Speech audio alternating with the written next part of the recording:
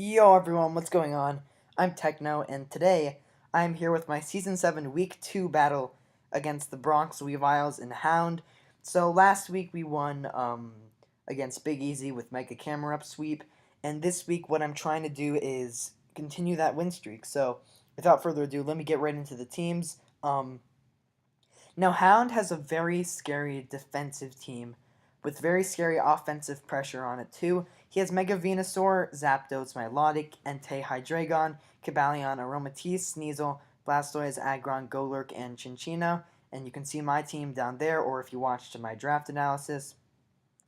So I knew for this week, the team that I was going to have to bring was going to have to, include threats that I could use to take out his team while also providing defensive support for his more offensive Mons. Sorry about that. So, without further ado, let me just get into the team. So, the first thing I decided to bring was my Mega Camerupt. Fire Blast, Earth Power, Stealth Rock, and Toxic. 252 HP, 160 in defense with a relaxed nature, and 96 in special attack. Reason for this spread was basically so this 252 in HP and 160 with a relaxed nature in defense basically made it so Adamant Banded Sacred Fire could not 3-hit KO me, and that was something that was going to be very essential this battle if I was afraid of the Entei. And the Entei is always going to be a huge threat because it's an Entei, and that's just what Entei does. It's just a really big threat to everything. So that's why I have this spread. I just threw the rest in special attack because why not? Toxic is there to deal with the Milotic easier. He doesn't have a very good... No, he just does... Yeah, he doesn't have, a very good cleric besides the Aromatisse. So I thought that getting a Toxic on the Milotic would be essential in, whittling it down. While it does activate Marvel Scale, it doesn't really matter to me. Stealth Rocks I put there because I want to kind of hazard stack him this week, as you're going to see with my next thing. So yeah, that's Mega Camerupt. Next Pokemon I decided to bring was going to be my, sorry, you can hear my cats in the background, was going to be my Roserade, making its debut of the season with Giga Drain, Sleep Powder, Spikes, and Sludge Bomb. Its speed is 148 in speed, special defense of 4, 252 modest special attack, and 104 HP.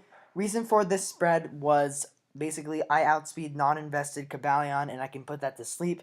Then I can set up spikes all over him. The reason I did this was because his Zapdos was the only other thing that could defog, and nothing else can really get rid of hazards besides the Blastoids. And I threatened out the Blastoids with a modest Giga Drain. So I wanted to basically outspeed a non-invested one and then put it to sleep. And that was going to be what I decided to do with this Roserade. That was kind of the game plan for this week. Spike stack him, get rid of the Zapdos, and then just kind of win out with some of your more offensive threats. Pardon me. So, next thing I have is my Thundurus, a more offensive Thundurus, like usual. Nasty Plot, Thunderbolt, Psychic Focus Blast. This coverage basically just hits his entire team. Nasty Plot basically allows me to just hit really hard. And the Lumberry I put there because I did not want to get beaten by stuff like Milotic because they got a Skull Burn off on me, or Venusaur because of a Sludge Bomb poison. So the Lumberry was going to be essential this match. So standard Wish Passing Sylveon, Hyper Voice, Wish, Baton Pass, Heal Val, Max HP, Max Defense. I wall his Hydreigon besides Iron Tail, and I can take an Iron Tail and then kill him with a Hyper Voice anyways, so that's all good. I can wall a couple of things on his team. Not actually too much now that I look at the matchup, but this thing was primarily there for the Sneasel because without this, I would actually kind of just lose to Sneasel, which is kind of like a scary thing to say. So next thing I decided to bring was my Slowking, Colbur Berry, Regenerator, Trick Room, Slack Off, Focus Blast, and Psychic. 248, 180 defense with a relaxed nature, and then 80 in special defense. Another thing that can't get 3-hit KO'd by Sacred Fire from the Entei. And Focus Blast OHKOs Sneasel and does a hefty amount to his Hydreigon. And with the Colbur Berry, I can do so much. Trick Room is going to be there for something like my Mega Camerupt, which can actually come and clean up late game, but despite not being special attack, can be really powerful. And that's just something I wanted to do with this week. Reason I brought it. So, last thing, kind of one of my win conditions this week was going to be my Curse Gudra. Curse, Outrage, Earthquake, and Rest. Chestoberry, 36 HP, 224 attack, um, and Adamant Nature with 248 special defense. Venusaur could not touch me really like very well at all because Sludge Bomb does not do very much to a Goodra because of how high its special defense is, 150 base special defense. And so that's just a really scary thing for him. This thing, I don't know if he'll expect it or not, but it just deals with a lot of his team. After a curse, I 2-hit KO most of his team, and he can't 2-hit KO me back with very much. So I'm excited to see how this thing works this match. So without further ado, I'm going to get right into the battle. So as you can see here, he decides to bring a team of Venusaur, Zapdos, Milotic, Entei, Hydreigon, and the Sneasel. I was hoping the Sneasel wouldn't come, but even if it does come, I was prepared for it. Sneasel's just a way of stopping the Goodra from winning, so that's something I didn't like. But without further ado, I'm just going to get right into this battle.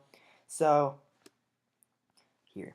So, like usual, I'm going to try to lead with my Mega Camera up, as he makes a really good play turn 1 and actually goes for the HP Water. Now, the reason that was actually a really good play was because if I brought the Scizor, he couldn't touch me, but I think he predicted me to not bring the Scizor because Zapdos and Entei, so that was a really good call on his part. I'm just going to get up my rocks. Hopefully they can do a big amount of damage to his team. And then I'm going to go right to my Roserade on another HP Water or a Giga Drain that I actually predicted. So Spikes are going to be up on the field after this, and he's going to go for Sludge Bomb. And I'm just going to... No, he's going to go for Synthesis there, seeing how much damage I did to him. And then I'm going to go for Sleep Powder, predicting a switch, but he does not switch, unfortunately. So I'm just going to get up another layer of Spikes. And then Spikes are going to continue to stay up until he can bring in the Zapdos, and then the Zapdos basically can just get rid of them. And that's something that I don't like, so I'm just going to switch out, go right into my Goodra, and this is where I start cursing up. There was no reason for me not to curse here, like just to kind of give him like fear, I guess. He can't switch into a Sneasel very much because of Stealth Rocks and Spikes, so Sludge Bomb is going to do relatively nothing, as I'm going to be able to rest it off. And here an interesting play happens. So I go for rest, and he decides to go right into his Zapdos here on my Outrage, and I just destroy the Zapdos like in one hit. And that gets rid of his Defogger, and that means my hazards are up to stay, and that is so great for my team, honestly. So here I have to stay in and click Outrage. No reason for me not to, well, because I have to, of course, but also because that would have been my best play even if I wasn't locked into it. So here I think that either I rest or I switch out, or I get hit in confusion, that's another option. But, yeah, rest, switch out, I think it was rest here. Yes, it was. So here I'm pretty sure I switch out expecting Sneasel, or yeah, I go into my Slowking because that is a way of beating the Sneasel, as he goes for Sludge Bomb and he gets the poison. Kind of sucks, but what can you do? I go right back into my Goodra, or my Roserade, because I can get up another layer of Spikes, and I predicted a Grass attack. So I'm just going to do that, get up another layer of Spikes, and he is not in a good position because his walls are going to be easily worn down by this thing. So I go back into my Dr. Goodra, and then he goes for Sludge Bomb. Gets a crit, doesn't matter very much because I'm just able to tank anyways, and that's what's going to be great. So Sludge Bomb, he goes for it, and then I'm going to just stay in and click rest. No reason for me not to, like usual. And after he stops critting me, I will be able to beat this 1v1 with Curse and Outrage. So he's going to go out into his Reaper, and I have a designated switch into this thing. But I did not want to go hard into it, because if he predicted it and then went for Poison Jab, that would have done a lot, and I did not want to risk that damage. He goes for Ice Punch. Now here, he actually messed up and did not have knockoff on this. So what happens is I go out into Sylveon predicting a knockoff, and now I take more damage than I should because he does not have knockoff. So that's unfortunate for me. I guess it kind of worked out for Hound because I misplayed around that. I go for Heal Bell here, probably not a very good play, just because of how obvious another attack was. So that's just a thing. But he's gonna go for another Poison Jab here and get another poison, which really sucks.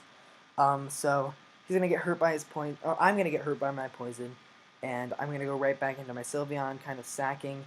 But luckily I live, so he's gonna die to Life Orb next turn, and that is essential. It's just so great for me.